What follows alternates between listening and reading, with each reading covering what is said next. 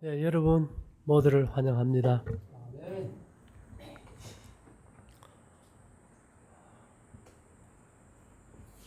위가 배고픈 걸 느끼지, 그죠? 몸이 더운 걸 느끼고 추위도 느끼고 아픈 것도 느끼고. 그러고 보면 우리 몸은 감각기관이에요. 네, 감각기관. 이 감각이 죽어버리면 어떻게 될까요? 네, 감각이 죽어버리면 그것을 아마 우리가 대사증후군이라는 것 같아요. 작동이 안 돼, 센서들이요. 그래서 이런 감각이 죽어버리는 이유와 감각을 살릴 수 있는 방법이 뭘까? 그것은 곧 이제 건강과 연관이 되는데요. 대부분의 사람들은 자신이 왜 병들은지 모르고 살아요.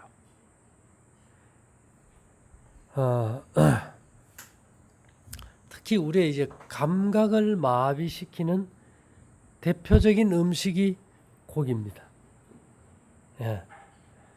그래서 이제 음식물에 관한 겉면에는 동물의 고기를 먹으면 몸이 비대해지며 보다 상쾌한 정신의 민감도를 마비시키는 경향이 있기 때문이다. 예.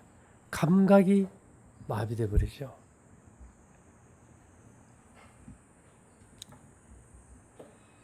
동물이 병에 걸렸을 때 그 고기를 먹으면 우리는 자신의 신체 조직과 혈액에 질병의 종자를 뿌리는 것이다.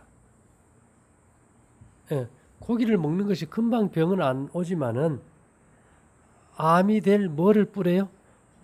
종자를 뿌리는 거다. 이죠. 어저께 오신 분이 그 제삿날 한 번 딱 고기 먹으면 안 될까요? 제사가 곧 다가온대요. 가족이 많은데 그날 한 번만 딱 먹으면 안 될까요? 우리가 억지로 안 먹기는 힘들잖아요. 작심 3일밖에 안 되는 것 같아요. 근데 이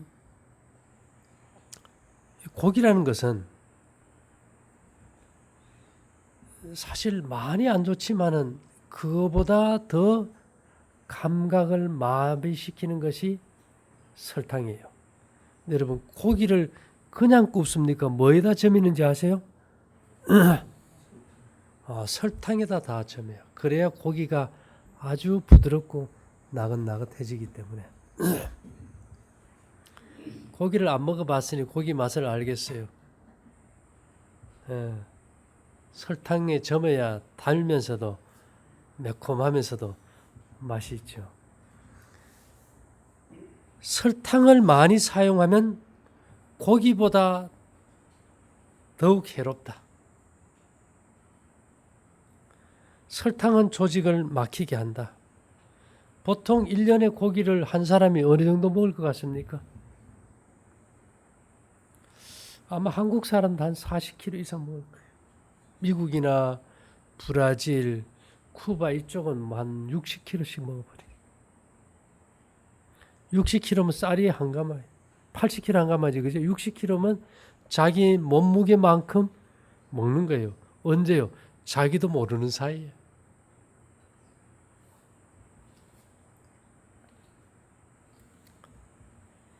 자, 이렇게 해서 이제 피가 더러워지고 소화기관이 이제 마비되면은 이 감각은 살아나기 위한 어떤 자극제를 요구해요.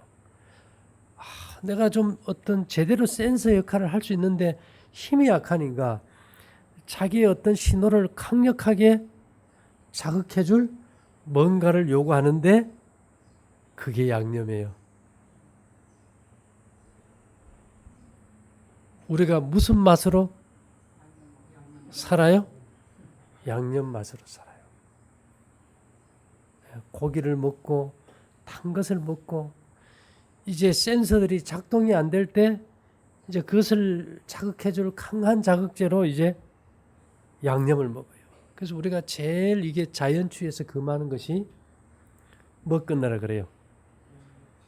고기 끊으라, 설탕 끊으라, 그 다음에는요, 양념 끊으라. 우리 몸이 감각기관인데 감각 센서가 마비되면은 죽으면서도 죽는 줄 모르고 죽는 거예요.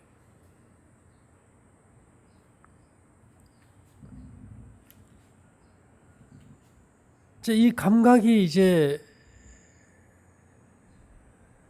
이게 자극이 안 되면은 내 몸에서 독소가 쌓이고 내 몸이 죽게 될 때 최후의 강력한 신호를 보내요. 그게 통증이에요. 이게 노폐물이 이제는 신호가 작동이 안 돼서 너무 많이 쌓여둬서 이제 죽게 돼버렸다 할 때 아주 강력한 신호를 보냅니다. 여러분 머리 아플 때 있었지요? 관절이 아플 때 있지, 그죠? 그 안에 이제 노폐물이 너무 많이 쌓인 거예요. 근데 감각이 없는 기관이 있어요. 뇌가 감각이 없어요. 뇌종양이 와도 별로 감각을 못 느껴요. 간도 신경이 없어요. 손톱 자를 때처럼 감각을 몰라요.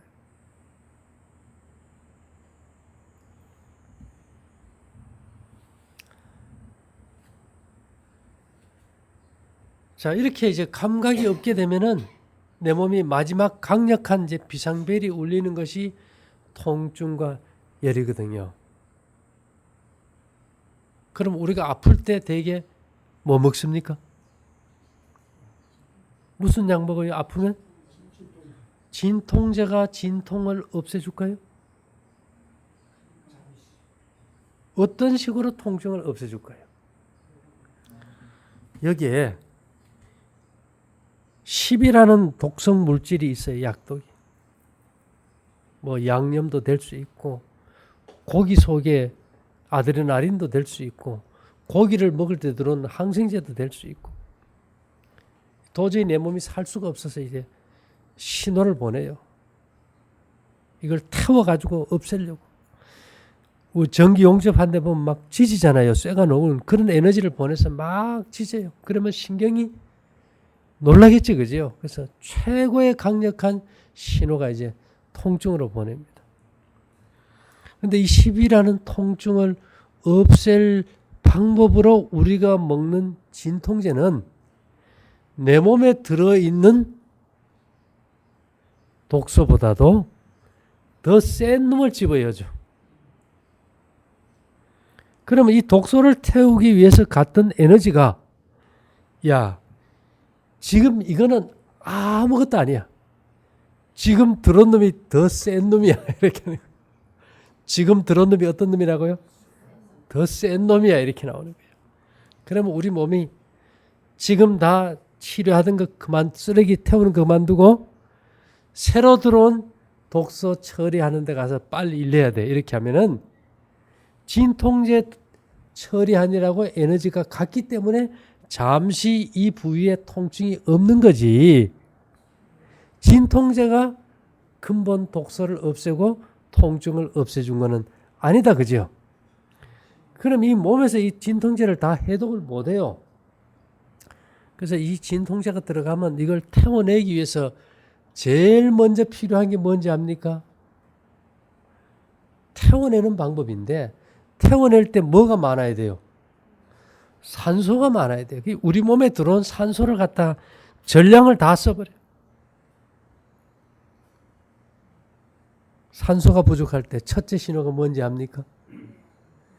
입이 말라요. 감기약만 먹어도 뭐가 말라요? 입이 말라요. 제가 어릴 때 제일 창피했던 게 여기가 흐려가지고 항상 벌갰던 거예요. 뭐를 많이 흘렸어요? 잠자고 나면 새벽에는 언제나 추워, 불 때는. 추울 땐 산소가 잘 들어가요. 요즘 애들 침 흘려요? 뭐 부족일까요? 산소 부족일 때 임시 처방이 물입니다. 그러니까 전부 다 뭐 얘기만 하고 살아요? 전부 다 물 얘기만 해요. 이게 지금 몸에 뭐가 부족하다는 겁니까? 그게 물 많이 마시라 그 의미가 없어요. 뭘 좀 호흡하라고요? 산소 호흡하라는 신호인데 우리는 물에다 미쳐버려. 우리가 거꾸로 하는 게 많지, 그죠? 통증이 왔을 때는 경고음 비상벨이 울리면서 거기에 있는 독소를 태우는 과정인데 더 독한 놈을 넣어가지고 그것의 치료를 방해해버려요. 다시 말해서 싸워야 할 상대가 하나였던 대신에 몇을 만들어버려요? 둘을 만들어버리는 게 약물 치료다. 그래서 그렇게 보면 사람이 좀 똑똑한 것 같은데도 굉장히 좀 어리숙한 것 같아요.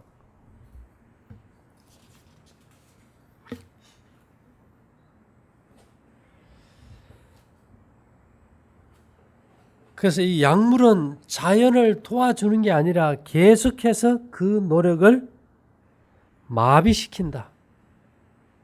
어떻게 해버린다고요? 마비시켜요.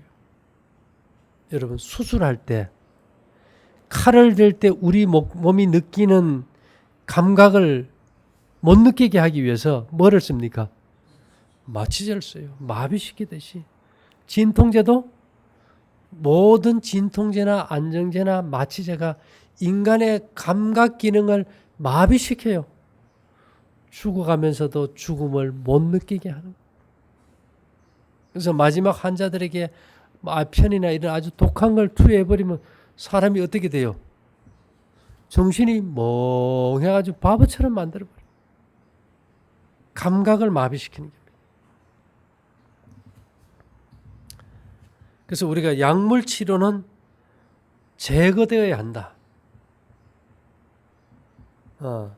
의료봉사에 보면 이런 말이 있어요. 많은 사람이 약물 치료를 받았는데 그 결과는 사망이었다. 우리 의사들은 약물 치료를 함으로써 병실 밖으로 저들의 약품을 버렸다면, 의사들이 약품을 그냥 병실 밖으로 버렸다면 죽을 필요가 없었을 많은 사례에 실패했다. 약물을 투여함으로. 약물 치료에 의지하는 의사들은 인간 유기체의 섬세한 기관을 이해하지 못하고 있는 것을 보여준다. 약물 치료는 이 계몽된 시대의 저주이다. 근데 대부분의 오는 사람들은 뭘 원해요? 뭐 암이 오고 뭐 염증이 생기면 반드시 뭘 하기를 원해요? 어저께 한 할머니가 내가 임플란트를 했는데 약을 지금 먹고 있는데 의사가 꼭 먹으라 근데 어떻게 하면 좋습니까? 고기하고 설탕 안 먹고 저녁 안 잡수면 약 안 잡숴도 됩니다. 아이고 그래요. 고맙습니다. 저녁 안 먹으면 약 항생제가 필요 없잖아요. 그래서 우리가 약물을 쓰지 않도록 교육하라. 약물은 점점 적게 사용하고 좀 더 위생적인 수단을 의지하라. 약물은 거의 사용할 필요가 없다. 질병을 치료하기 위해 투여하는 약물은 기관을 약화시킨다. 약을 투여할 때 하나님은 어떻게 역사하실까? 주님께서는 영혼과 정신과 몸을 타락시켜서 거룩한 사물을 깨닫지 못하게 하는 약물들을 계속적으로 사용하는 사람들을 건강하게 회복시키기 위하여 이적을 행하지 않으실 것이다. 약물 투여에는 뭐가 없어요? 술을 계속 마시는데 술 깨는 약 먹는다고 기적을 행하실 수 있을까요? 이게 절제생활 142페이지에 있는데요. 그래서 우리가 약물은 영구히 포기되어야 한다. 커피, 차 이런 게 다 감각을 마비시키는 자극제 않습니까? 근데 우리는 거의 자극제로 둘러싸여 살아요. 자극제를 한번 쓰기 시작하면 더 강력한 자극제를 요구하다 보니까 마약하는 사람들의 양도 점점 늘어나죠. 마비된 신경을 깨우기 위해서는 더 강력한 자극제가 필요하기 때문에 더 강력한 약물을 쓰게 되는데요.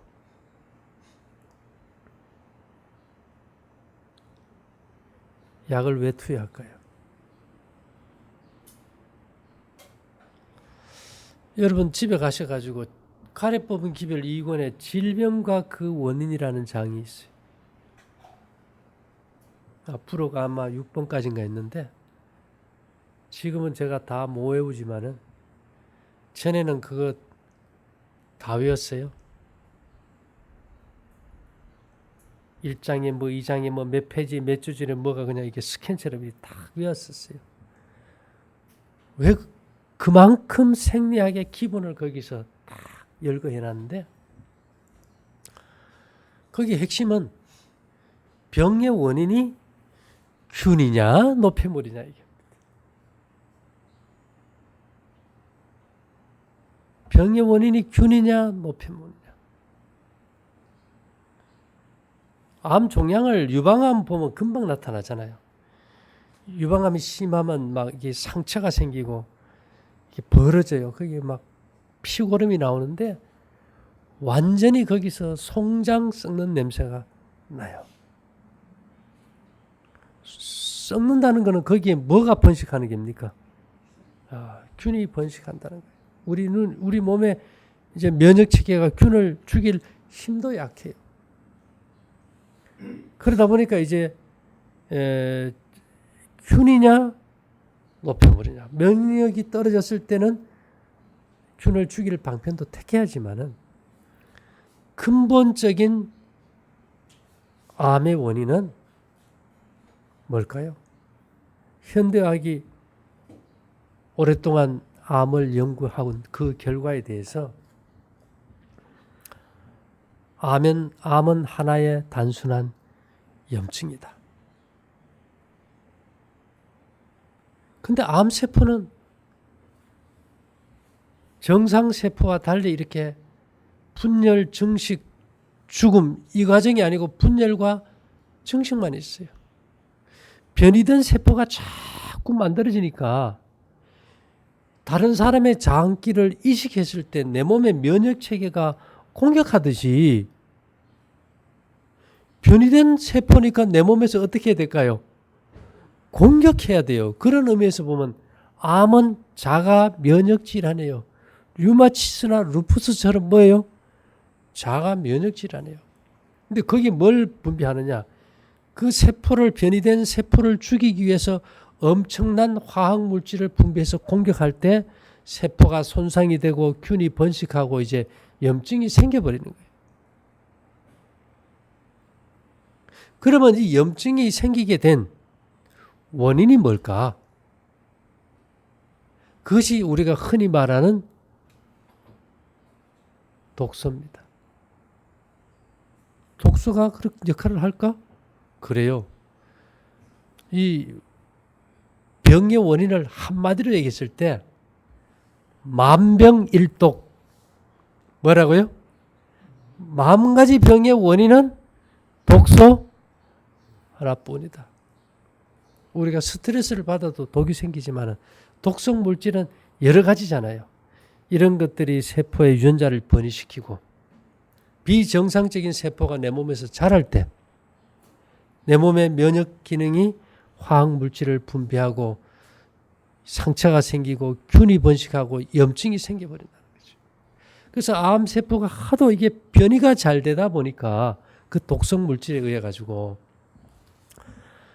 미국 암연구재단 NCI에서 뭐 한 220조 원을 투자해서 40년간 연구해도 아직 암의 결론이 안 나는 거예요. 거기 연구한 과학자들이 지금 뭐라 그럴까요? 암세포 하나가 명석한 과학자 100명보다도 더 똑똑하다. 돈이 많고 적고 간에 암에 대해서는 대책이 없는 거예요. 그러면 이 독소를 빼줘야 되지 않느냐? 맞습니까? 독소를 빼야 돼요. 독소가 차있고 빠졌고를 어떻게 할까요?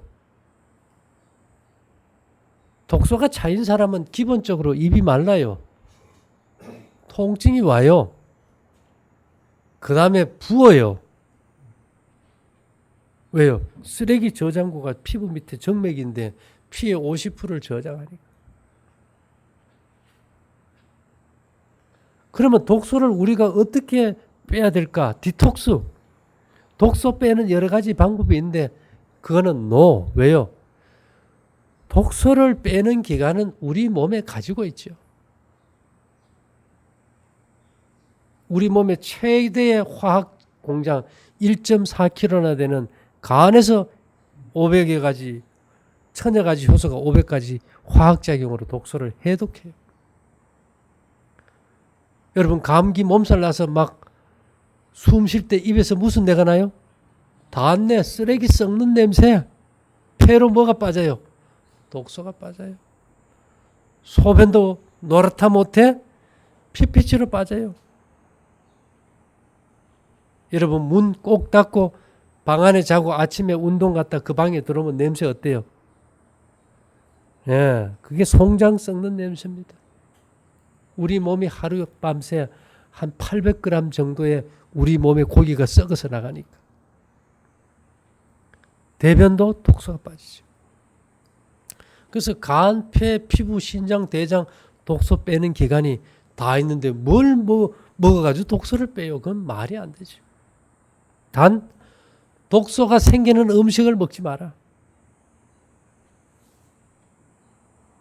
생채소, 생과일 뭐 먹지 말아야 될 게 너무 많으니까 우리는 먹을 것만 얘기하자 이거죠. 익힌 채소, 묵나물, 소금, 주로 곡식 위주의 식사. 아무리 볶은 곡식을 먹어도 대사 과정에서는 독소가 생길 수 있어요. 그러나 중요한 것은 내 몸 스스로가 그걸 독소를 해독할 수 있는 한도 내에서 섭취를 해야 되는데 우리는 그 한계를 넘어서는 양을 집어넣는다 이 말입니다. 그 넘어서는 양의 대표적인 것이 저녁 식사다. 그래서 늦은 저녁은 죽음으로 끝나는 병의 시작이다. 이 더운 여름에 독소가 제일 뭘까요? 이 더운 여름에는요, 찬 것을 먹는 거 제일 큰 독이에요. 피가 더울 때는 피부로 다가 있어요. 근데 우리가 과일 같은 거 찬 걸 한 번에 많이 먹어버리면은 이것을 익힐 열이 못 오게 되면 이게 부패 발효돼 버려요. 그래서 특히 더운 여름에 우리가 상하기 쉬운 고기나 이런 걸 잘못 먹으면 우리가 돼지고기 잘 먹어야 본전이라는.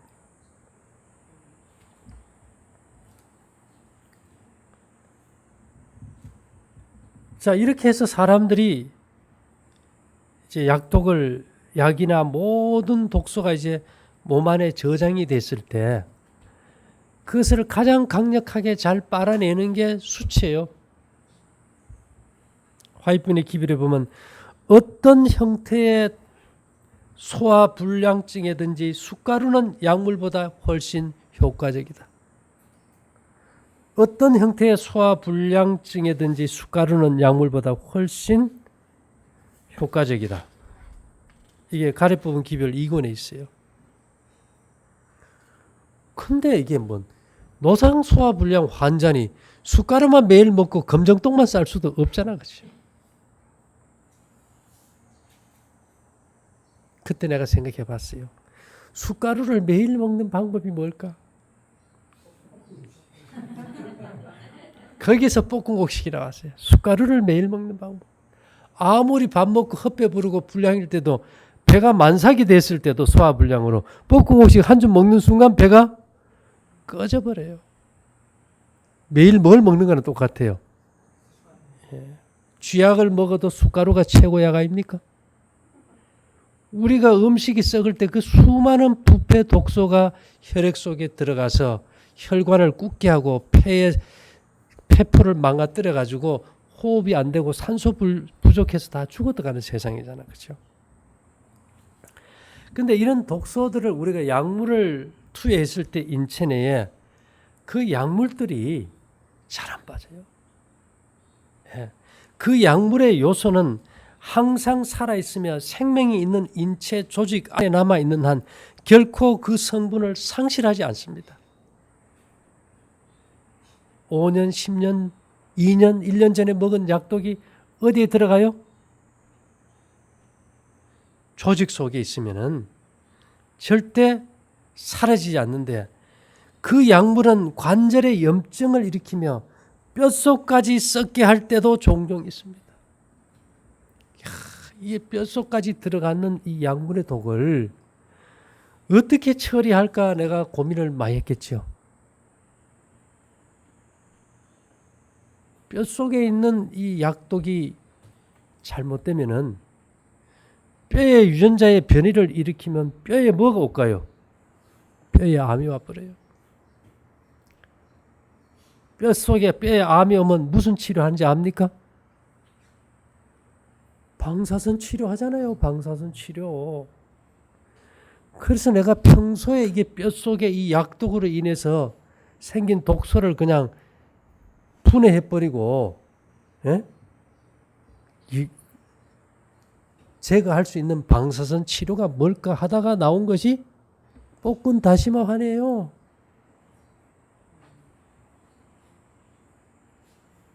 그거 하나 만드는데도 다 기초가 있어요.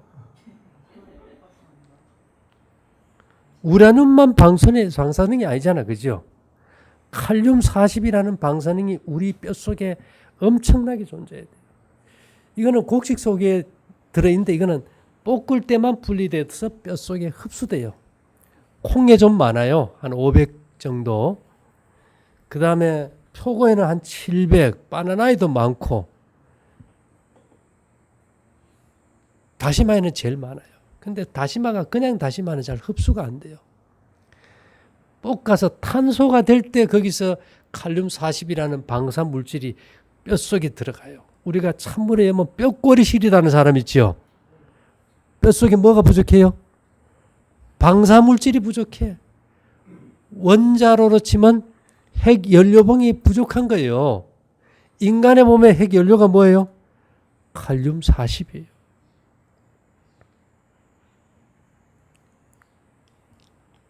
그래서 우리가 볶은 곡식 먹을 때 그 안에 콩이 들어있습니까?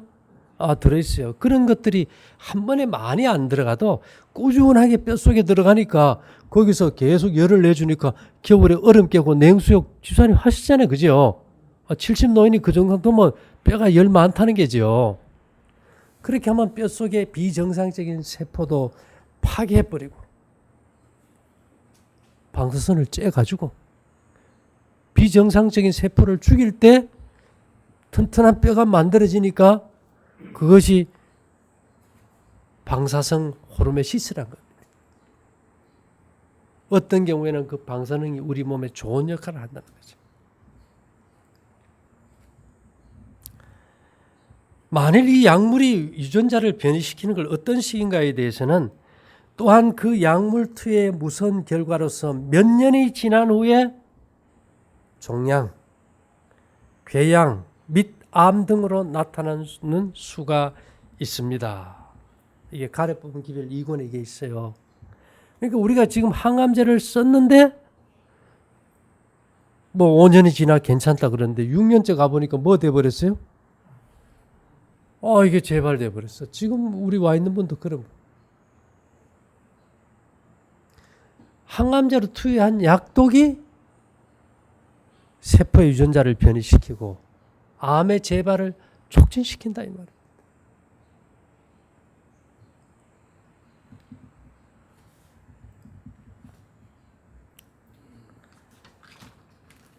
그래서 우리가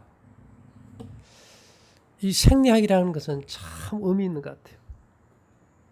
엘렌 G 화이트 부인이 저는 인류 역사에서 최고의 생리학자라고 믿어요.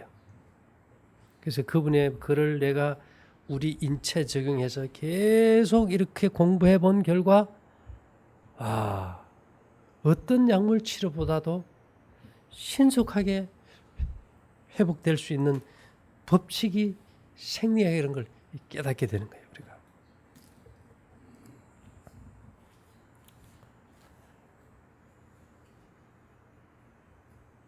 자, 때때로 약이 통증을 제거해주고 약을 사용한 결과로 환자가 나은 것처럼 보이는 것은 사실이다. 더 독한 놈을 집어여니까 그 통증이 사라지죠. 그러나 이 통증이라는 것은 몸에 있는 약독과 쓰레기를 태우는 과정이에요. 좋아요, 나빠요? 좋아요, 나빠요? 일본에서 계시는 분이 이제 뭐 피부 아토피 이런 걸로 약을 많이 투여하다가 그걸 끊고 이제 이걸 하면서 몸에 너무 많이 나서 정신을 못 차려요. 미칠 것 같아.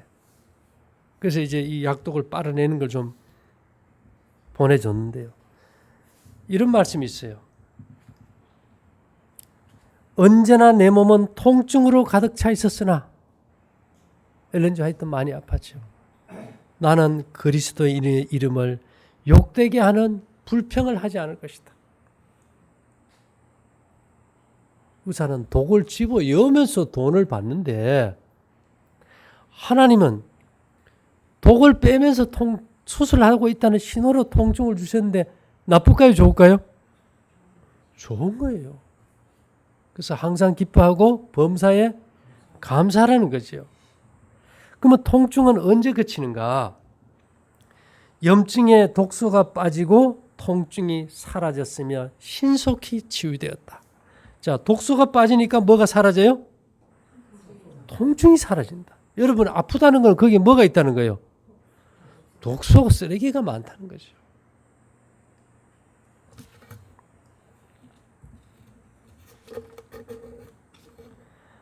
아편의 약 기운이 사라지고 나면 뇌는 또다시 마비 상태에서 깨어나며 뇌와 단절되었던 말초신경들은 체내에서 느끼는 통증으로 더욱 큰 비명을 지르게 됩니다. 약을 쓰면 쓸수록 더 나쁜 것이 들어와 있으니까 더 비명을 지르는 통증을 우리가 이제 느낄 수 있다는 건데요. 독소를 받아들임으로 통증을 모면할 수 있었던 조직체가 추가적인 폭행을 당하는 것과 같은 상태로 전환된다. 약물 투여는 계속적인 추가적인 폭행이다. 그래서 어떤 데는 막 이 경련과 같은 엄청난 통증이 일어나는데 이런 말씀이 있어요. 체내 조직에서 약물을 몰아내려는 인체의 노력 가운데서 때때로 환자에게 격렬한 통증이 나타나게 된다. 좋은 겁니까? 그래서 제가 바라기는 이 얘기를 듣고 있는 이 환자분들이 통증을 절대로 무서워하거나 두려워하지 말라는 거죠. 통증만 오면 이건 내가 죽는구나 하고 불안해하지 말라는 거죠. 인체가 스스로 회복할 수 있게 정말 조이는 옷을 입지 않고 자극제를 끊고 저녁을 끊고 신선한 공기를 호흡하고 일찍 잠자리에 들면서 하나님께 맡기는 것이 가장 현명한 치료라는 거죠.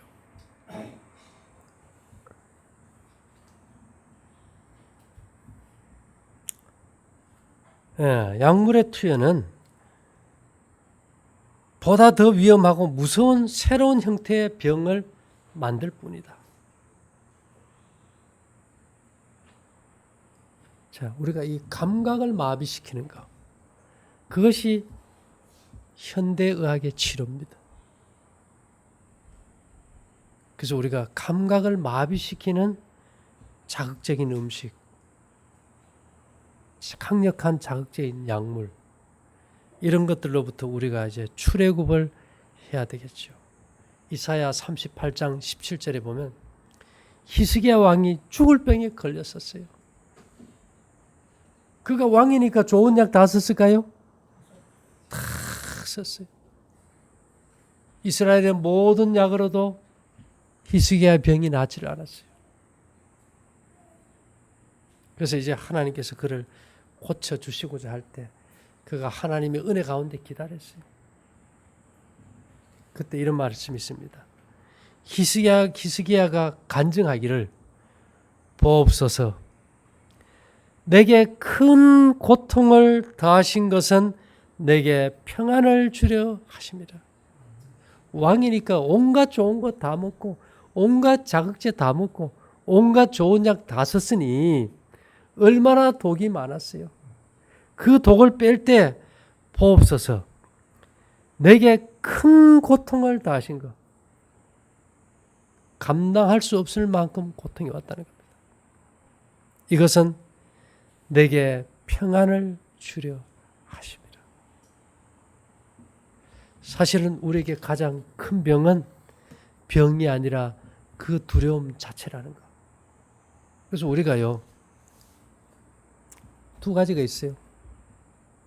지식이 없을 때는 모르는 게 약이고 알면 병이에요. 맞습니까? 모르는 게 약이에요. 또 확실히 알아버렸을 때는 아는 게 약이고 모르는 게 병이에요. 우리가 어느 쪽을 택해야 될까요? 제가 늘 얘기하지만요. 예전에 지식층이 없을 때 면장 누가 했는지 압니까? 면의 면장 누가 했어요? 면장님도 알아야 면장을 해요.